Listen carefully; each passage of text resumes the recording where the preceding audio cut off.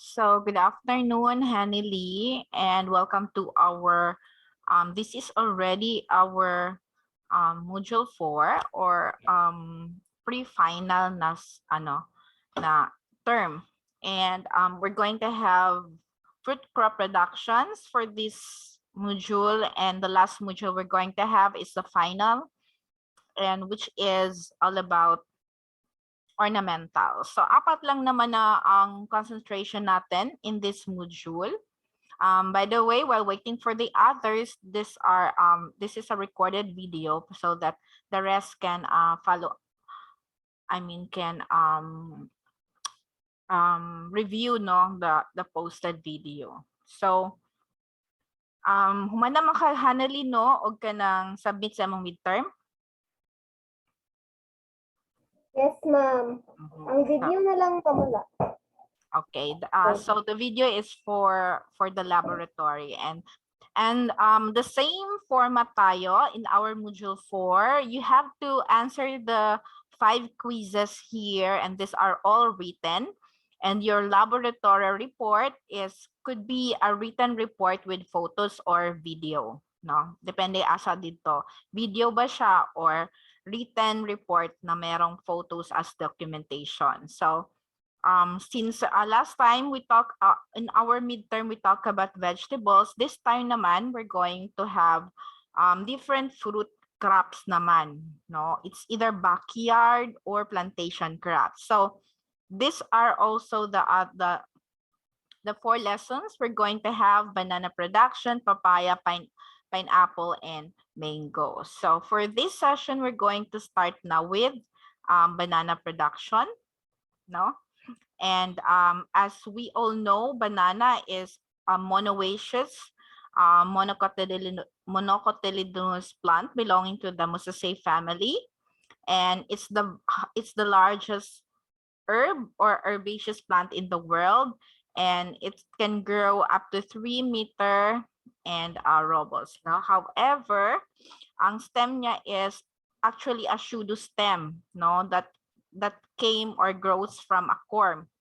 So corm ang tawag sa kanyang stem na kung saan siya galing. And so the Philippines with other Southeast Asian countries are one of the centers or major producers ng banana and exporter around the world. No, in fact, parang ato tayo, fourth or basta naata sa top 5 or di ito maggawa sa top 10, no, among the banana producers or exporter in the world.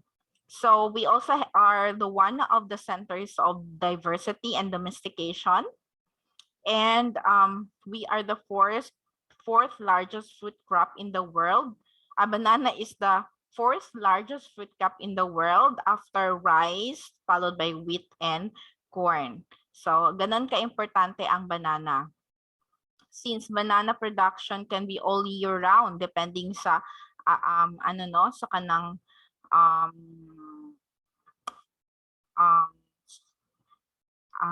schedule of supply throughout the year. So, yung supply in the country is about 50%, 32% of which is for export and process, 18% as feeds, and eventually as organic fertilizer. So sa Philippines, there are 449,000 plus hectares. As of 2010, total area na merong banana, and Davao region or the northern Mindanao and Sorsogon are the top producing regions with about 72% the total volume of production where climatic condition is suited sa banana production. And of course, wala tayong masyadong typhoon dito since before climate change, and now of course nag-change na po ng climate na, so eventually we had already also some typhoons. So Cavendish bananas are the popular varieties that are exported to Japan, China, Korea, Taiwan, and the Middle East.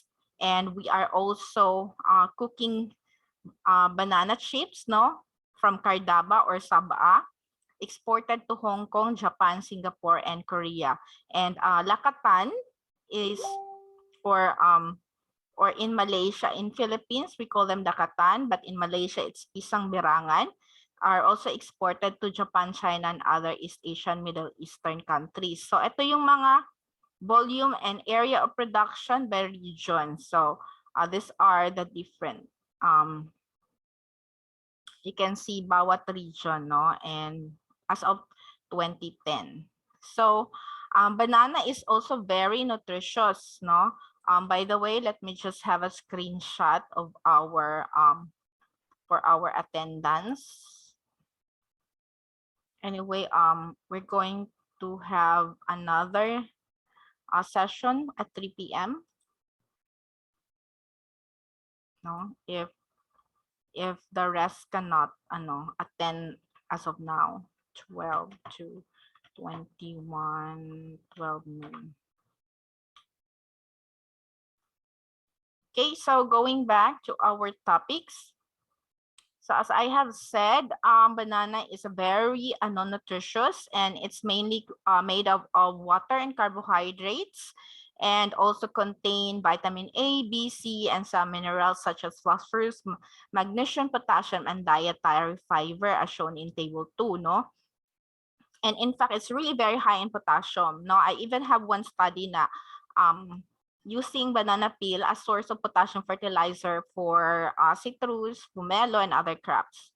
So banana na may yellow-orange pulp is also high in provitamin A carotenoids, which is also basically converted to vitamin A. So ito yung standard composition na ng value ng banana. So you can see here, it's very high in vitamin C, phosphorus, and sana yung potassium. Wala na rin, no? But it's really high in potassium, no? And so banana is also called the tree of life, or kalpataru in Indian. It means that it has several uses in the food industry, medicine, and as well as mga decorations, no? And like the succulent part, the shoot stem, this can also be consumed as vegetable, kanyang katong iyang corn. And aside from it, it's also as feeds for hogs and cattle, and source of fiber or organic fertilizer. And even the banana leaves, we use them as food wraps for leaf industry. Yung roots, yung stalk, yung peduncle are also used as organic fertilizer, and processed into, yung banana mismo are processed into flour, puree, jam, jelly, wine powder, dye, flakes, ketchup, and banana chips. And banana is also used as umbrella sometimes, and glue, necklace, ornaments, dye, shampoo, and intercrop. So ganon kadami ang gamit ng banana, kaya it's also considered as the tree of life. So ano yung mga varieties natin? There are actually a lot of varieties. There are 296 banana accessions grown in the Philippines alone, particularly also in Southeast Asian banana germplasm of the Bureau Plant Industry at the Davao National Crop Research and Development Center dito sa Bago Oceano, Davao City. So if you can visit here, they have gene banks, no? They have collections. So these are classified actually into different genomic classification as shown here in table 3. Now these are the classification of banana cultivars at the Southeast Asian banana germplasm sa BPI, Bago Oceano, Davao City. So for dessert, we have Musa acuminata. So ito yung kaniyang genomic classification, no? Yung double A are the Lakatan, the Amas, and Señorita, while the triple A are the Williams, the Granine, the Bungulan, and Morado, and apat na A, itong FHIA02. And these are all Musa acuminata. No?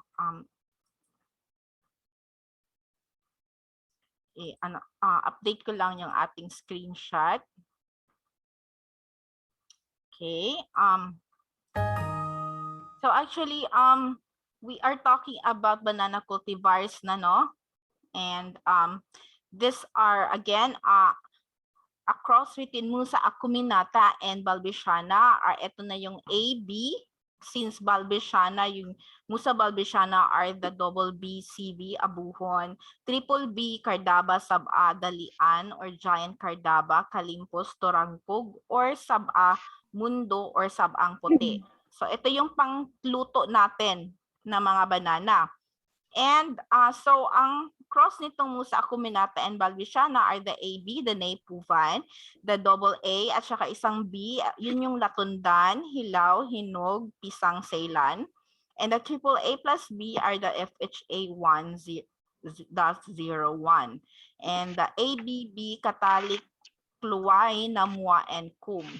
And the Musa acuminata naman and the of Australimusa are double A, Hinder, Niarg, no? So ito yung mga collection talaga na makikita niyo doon sa BPI. So if you can actually visit, no? So have the chance na, and most probably kung no?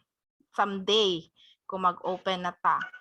And so going back here sa ating Musa acuminata and balbisiana crosses, we have the AAB or the tindok ang inambak, and the ABB, pilipita, and ABBB is the tiparot.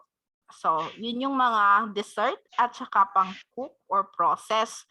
Meron din tayong breeds na seeded or breeding siya, meaning pang breed lang talaga siya kasi with seeds siya, no? So, we have Musa acuminata, AAW, the agutay, mambido. So ito yung may mga seeds, and the Musa balbisiana na may seeds are the BBW or butuhan. And the ornamentals are the rudu clamis, the Musa ornata, and the Musa laterita. So as you can see here, we also have banana cultivars na galing from different countries. But before we proceed here, yeah. So, ito yung mga crop varieties. Now, let me just have some more na screenshots para sa ating attendance. Okay.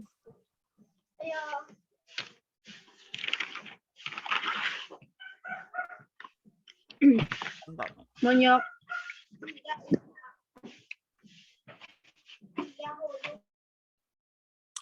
Okay, so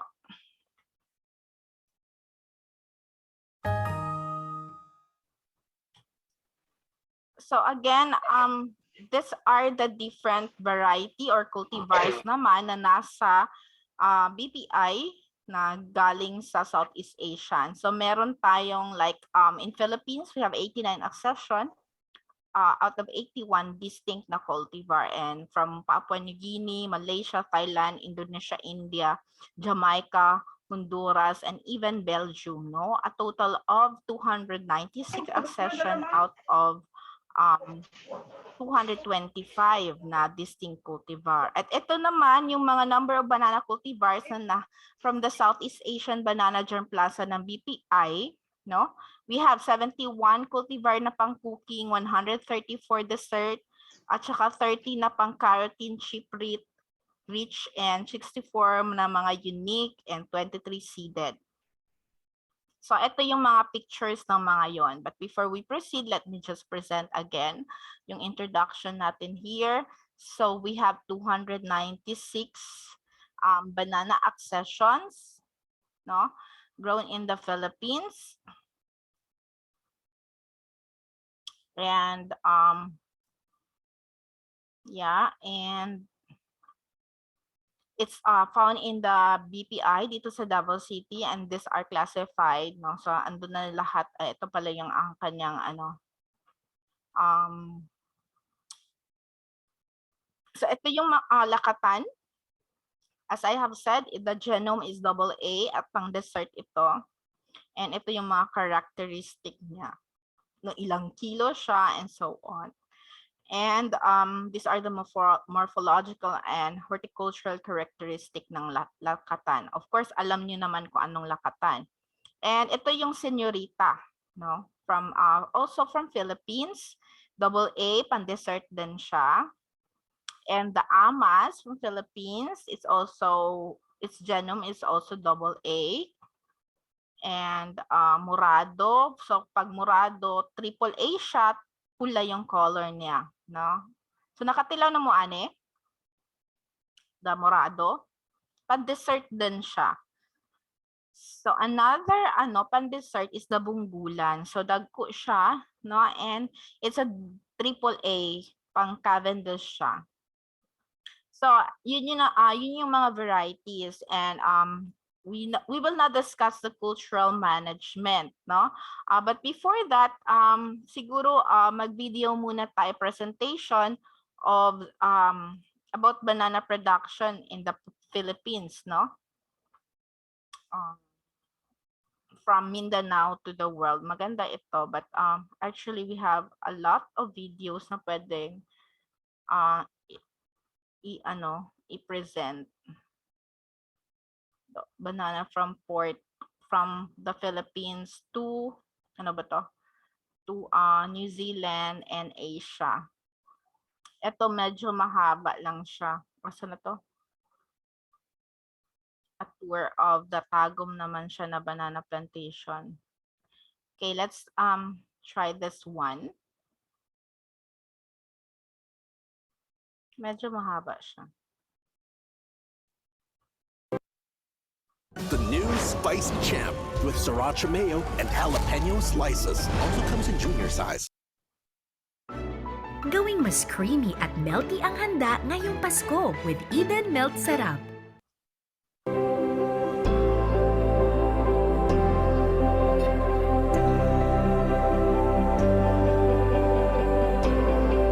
The Philippines is now the top banana exporter in Asia and the second biggest in the world.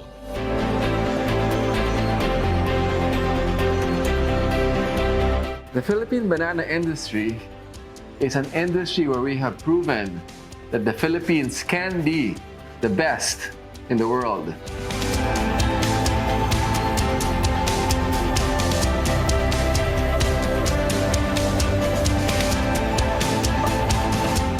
We have been recognized as one of the most efficient banana producing countries, offering the highest quality standard in terms of taste and aesthetic appearance.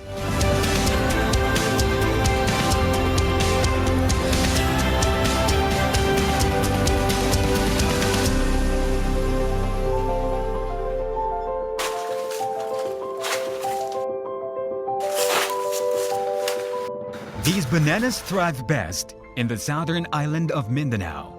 Blessed with vast, rich land, even rainfall, abundant sunlight, excellent water, and gentle winds, Mindanao is most ideal for growing these delicious and nutritious breakfast staple.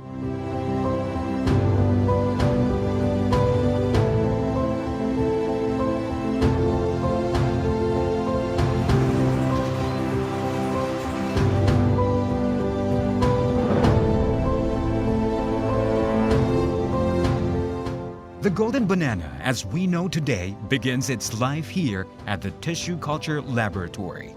Carefully selected planting materials are propagated under strictly hygienic lab conditions. The reasons why we do tissue culture in our bananas is that first, we wanted to mass propagate our bananas.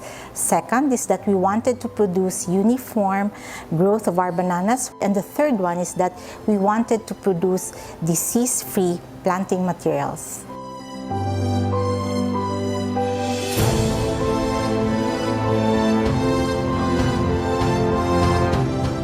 Cutting-edge research has given the Cavendish variety that distinctive naturally Philippine taste.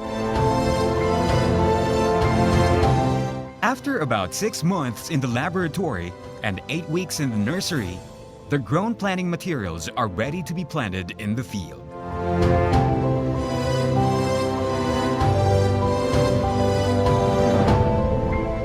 Since a large part of Mindanao is waterlogged, the banana producers had to innovate and plant the seedlings on top of platform mounds.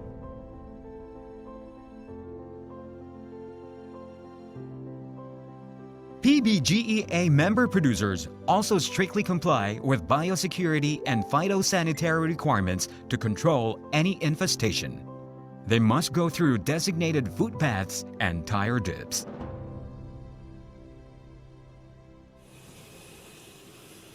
While drones are being considered by some growers these days, aerial spraying remains an economically viable crop protection measure.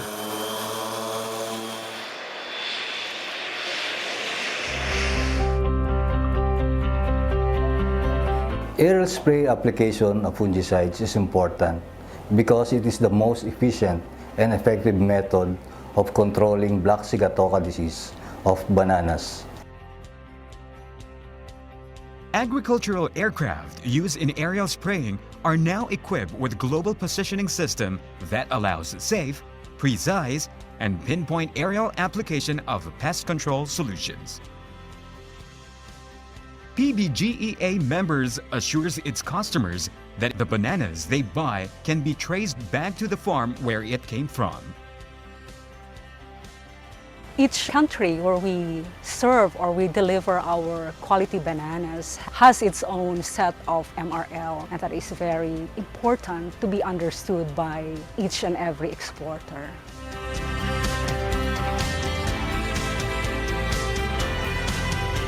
"10 to 12 weeks on the field after bagging, the matured bananas are harvested. These are cleaned and carefully inspected and selected, making sure that only the best Philippine Cavendish bananas get to the export market. These golden sweet produce are loaded onto climate-controlled shipping containers to their final destinations, to consumers all over the world who continue to enjoy that distinct sweet, custardy taste of Philippine Cavendish."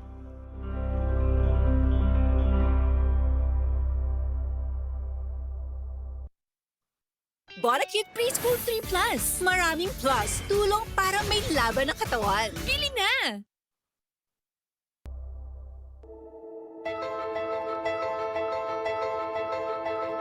For every cloud is a silver lining.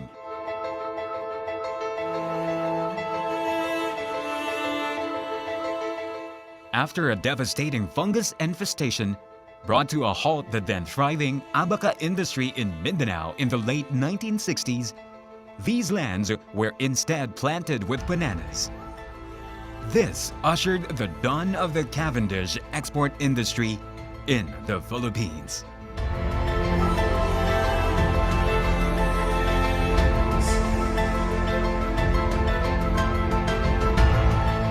The learning process took long, and we had to learn from the expatriates that were sent to the Philippines.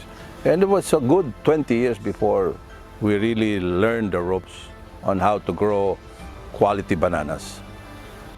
In 1976, the Filipino Banana Growers and Exporters Association, or PBGEA, was born after both local growers and multinationals realized they had to band together to develop the then fledgling industry.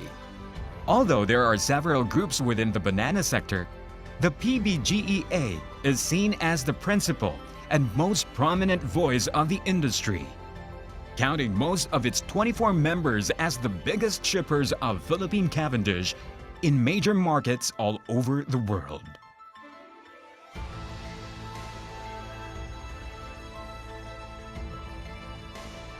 Through PBGEA, we exchange or we provide all sorts of information to the members, ranging from market opportunities, price trends, technical advances, researches, anything and everything that will bring benefit to the members of PBGEA.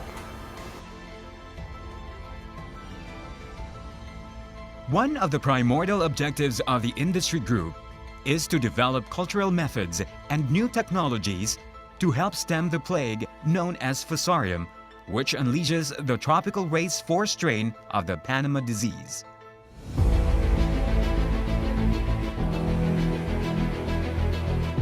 In PBGEA, share our results particularly in our Panama disease studies, because we know that this is a common problem in the banana export industry.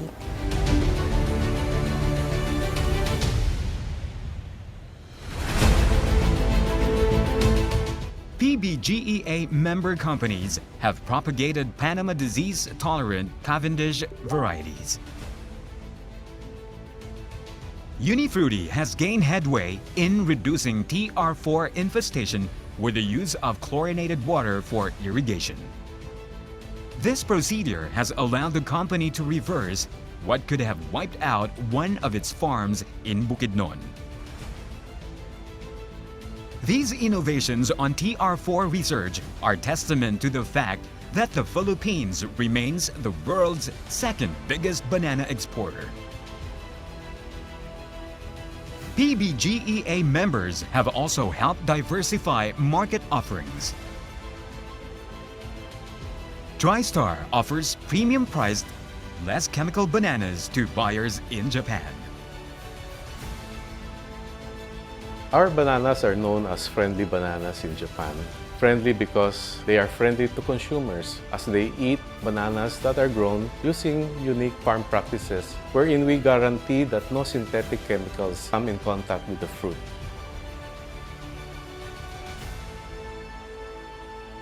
PBGEA is also at the forefront in the push to develop other areas in the Philippines that can grow Cavendish.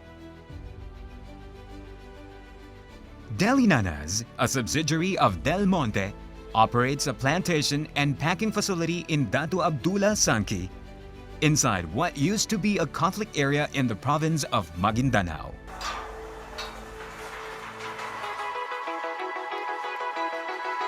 Trust building in this area is the most important. If you have a base of trust with the Muslim community, we can have good results. We need to build trust with the leaders that we have, commanders, community leaders, LGUs, and to get the trust of our workers. This is basic to do any development of any company here.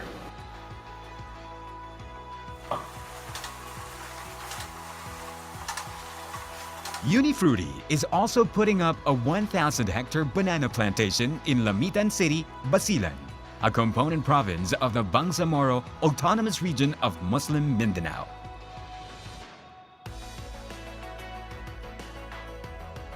The importance of Cavendish exports to the Philippines and its economy cannot be ignored. Banana is now the #1 and most important agricultural export product of the Philippines. The banana growers in the Philippines also strictly observe the voluntary code of good practices on decent work in the banana industry. The Philippine Banana Growers and Exporters Association is supportive of the campaign of the government to regularize workers in necessary and indispensable operations in the farm. The companies have also taken steps to help its agrarian reform beneficiaries improve their conditions.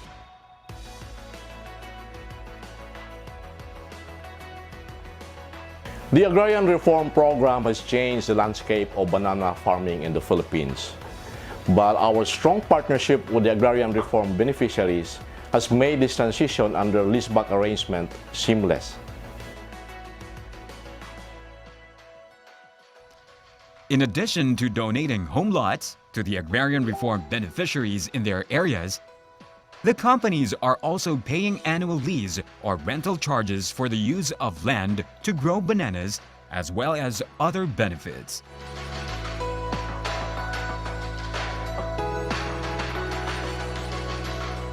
The PBGEA sees opportunities for industry players and a role in improving the condition of not only its workers and the companies, but the nation as a whole.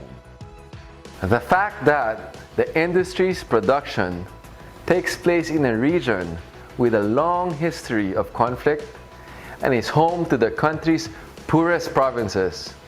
This underscores the importance of the banana industry in nation building and forging peace through economic development which is inclusive and sustainable.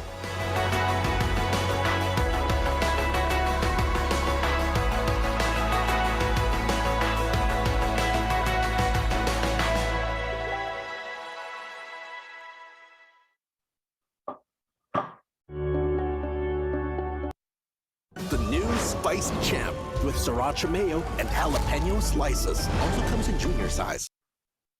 Bonacute Preschool 3 Plus. Maraming plus. Tulong para may laban ng katawan. Bili na!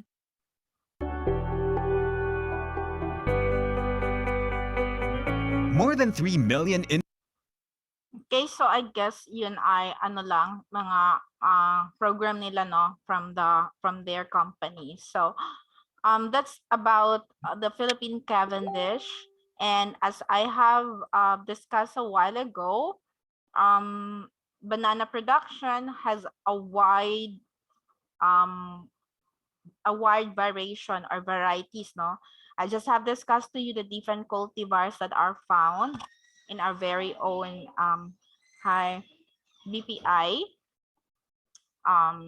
We have here a collections of different varieties and cultivars. So that is all about the production of banana.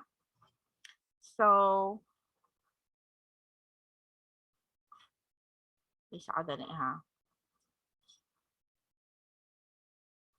so let me just have another screenshot.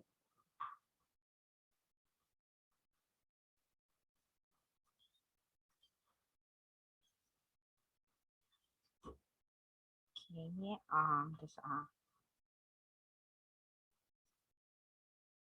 so do you have any question or clarification before tayo mag-proceed sa next topic?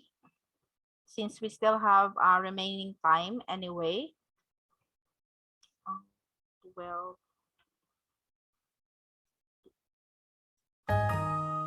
do you have any questions or clarification regarding the banana production? So, ganun kalawak ang banana industry dito sa Mindanao, no? Mainly kasi yung Mindanao ang top producer in the country. So next time we're going to also watch a video on the cultural management of banana, but it's more on yung nakita ko sa Dole Company, no?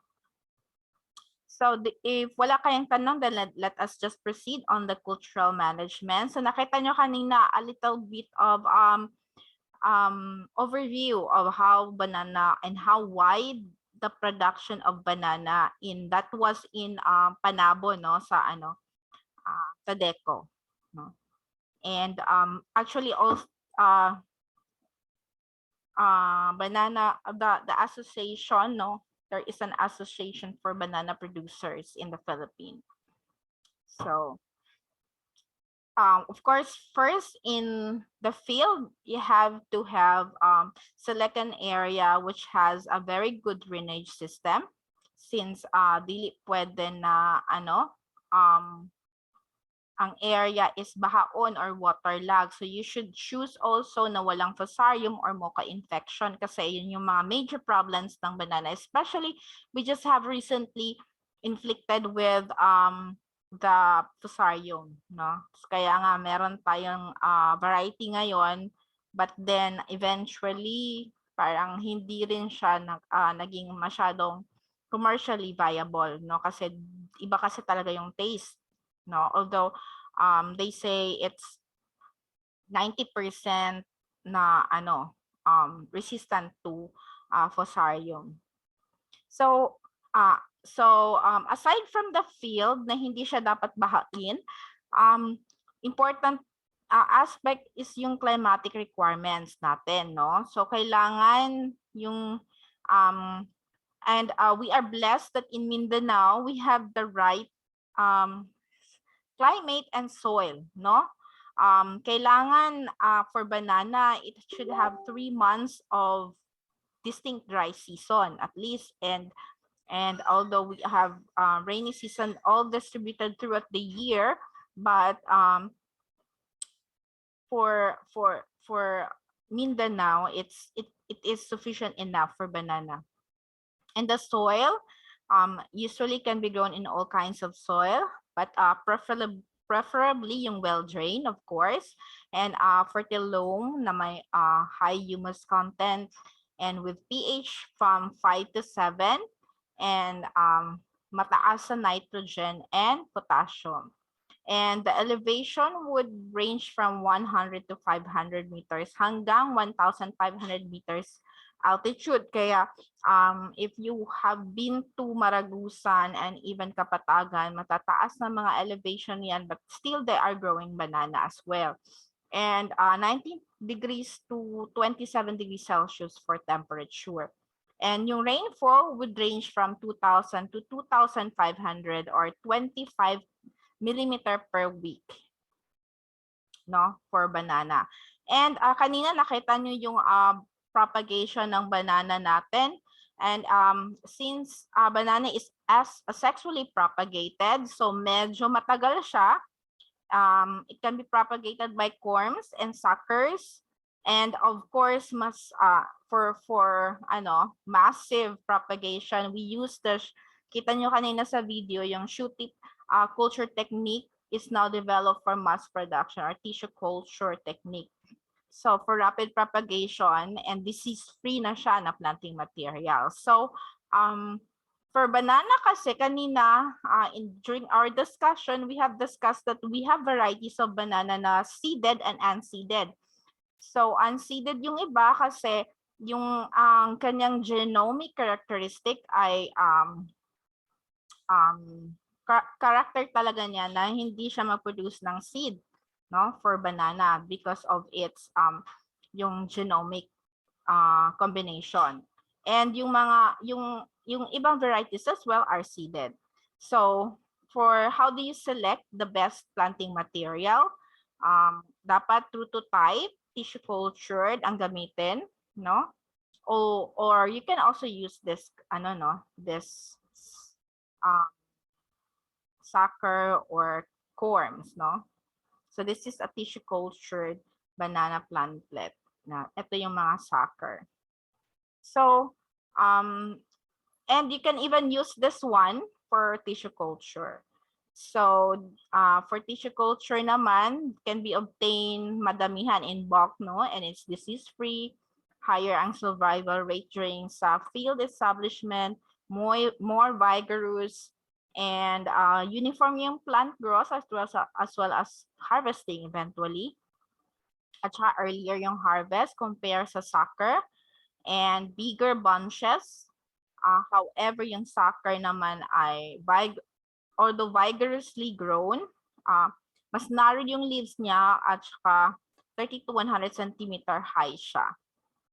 So, of course, you have to prepare again the land, no? Kailangan, if you have seen naman kung gaano kalawak at gaano ka malinis yung area. So, you have to clear the land and also cultivate, no? I-plow siya, plow 2 to 3 times para malusen and ma-remove yung weeds, and harrowing then and hand forking or hoeing para makuha yung mga steep slope, and also gradual tillage and contouring. And important, please, for banana, kailangan may drainage canal kayo, no? Construct drainage canal para ma-well drain siya, no? And also to prevent spread ng soil-borne disease. So sa planting naman, kailangan mag-layout muna, no?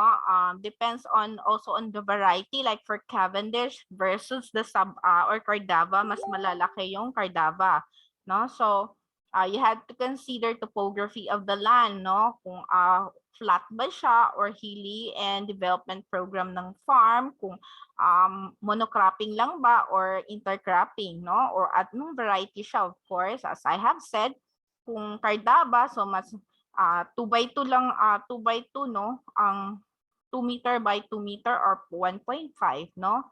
Or 1.5 meters square meter ang planting distance ng banana, and soil fertility as well. So pag usually after 10 years, no, hindi na fertile yung ating lupa. Although nag-replenish ka ng fertilizer for banana, that's why if you are growing in a particular land na banana lang siya monocrop for 10 years, medyo bababa talaga yung kanyang production compared nung before ka nag-banana, before 10 years. And kapag may intercrop ka, usually ang banana kasi ginagamit din siyang intercrop for cacao, for coconut, and a lot of fruits. So, paano tayo magtanim? Square system. So, you determine the direction of the rows, the baselines, or the angle, and the intersection ng corner. Pwede kasing square system, pwedeng triangular, so, or triangle siya, no? Or equilateral triangle. Itong figure 5. Figure 4, ito yung square method, and triangular naman ito. And the quincunx, no? Meaning square siya, and merong tanim sa gitna para ano talaga yung space, no? Ma-maximize, but then 2 by 2 or 1.5 yung distance all over. So sa quincunx naman, square system, but with an additional hill in the middle, no? So the planting distance is also depending on the variety, no? Kung taller plants, it require wider space like the cardaba. And sucker control, kung halimbawa hindi ka magko-control ng sucker, like pabayaan lang ni mga isa kamat, no? It can produce even from 8 to 12 na suckers, no? For, I guess, for a year. And then topography niya, hilly ba siya or flat, and then the system of production, whether monocropping ka lang or intercropping. And of course, nakita nyo naman sa video yung holing, no? You're going to dig a hole about 30 to 35 centimeter or 40 for open area, and 45 naman doon sa mga under coconut tree. And you should plant at the beginning of rainy season, no? Para hindi siya madaling matuyo, no? And it would help also kasi banana needs a lot of water. And planting method, if tissue culture siya, you remove the bags, sa polyethylene bags, using knife or para ma-avoid yung root damage, and then lagyan mo ng basal fertilizer, about 50 grams of complete fertilizer, and then cover with 10 centimeter soil sa roots, and add kilogram organic fertilizer after plant or the whole before planting, and mag-replant if merong mga missing hills for dead plants, and watering of course is recommended. So ito yung mga planting distance by cultivar. So for lakatan, 2 by 2.5, no? So therefore in 1 hectare we need 2,000 na. For double A, lakatan, Amazon, Señorita. Sa mga triple A naman na genome, Tabunggulan, Granan, William, and Morado, mas malalaki yung dahon niya at matatangkad. So 3 by 3. So nasa 1,111 per hectare ang kailangan natin. For Latundan naman, 3 by 3 din siya. So usually sa mga plantain or cooking bananas natin, we have 3 by 4, 4 by 5, 5 by 5, and 4 by 4. So nasa 400 hanggang 800 plus ang kailangan na plantlets per hectare. So water management is very important kasi it provides hydrogen and oxygen, and we should make the plant cells turgid, and then after planting, immediately mag-irrigate kung walang ulan, no? And for weed control is also very important to avoid competition, especially sa doon sa earlier growth. And mechanical control naman using slashing or ring weeding sa banana is also very important every 2 to 3 months, no? Before kayo mag-apply ng fertilizer. So you can have ring weeding. So within lang sa circle sa radius of about 60 to 75 centimeters sa base ng banana plants natin. And we can have also natural control, magtanim tayo ng mga sweet potato or mga rice kangkong, ginger around para masuppress yung mga weeds, or we can also have chemical weedicide or herbicide. And we can also have cover cropping or intercropping with leguminous, crabs, upland, rice, kangkong, and so on. And paano tayo mag-fertilizer? Applyan natin 3 to 4 times a year para optimum yield. So you have to apply them in you can dig a hole around the canopy ng banana, and you can apply for general recommendation, no? But the best pa rin na i-analyze yung soil para malaman natin yung exact computation. So for general recommendation naman, you can apply 90 kg of nitrogen, 30 kg of phosphorus, and 120 kg of potassium. And for lakatan, we also have here fertilization guide. And usually, kailan tayo mag-apply? Usually from the earliest stage, 1 to 6 months old, i-broadcast or i-fork in or poke hole method, or magdig tayo ng hole around the plant and or canal. And we can also use tissue analysis or deficiency symptom para malaman natin na ay nag-yellow siya, kulang dahil siyang nitrogen. So ito yung mga deficiency symptom na dapat natin tandaan kung anong kulang ng mga nutrient, no? Especially for nitrogen, pag slow growth, yellowing, no, rosetting nitrogen yan, and so on. So we are less than 1 minute. So we will just maybe continue next meeting on page 11, no? So for or 10 for sucker and control desuckering. So phosphorus, meron din tayong deficiency symptom, no? Mga chlorotic, necrotic.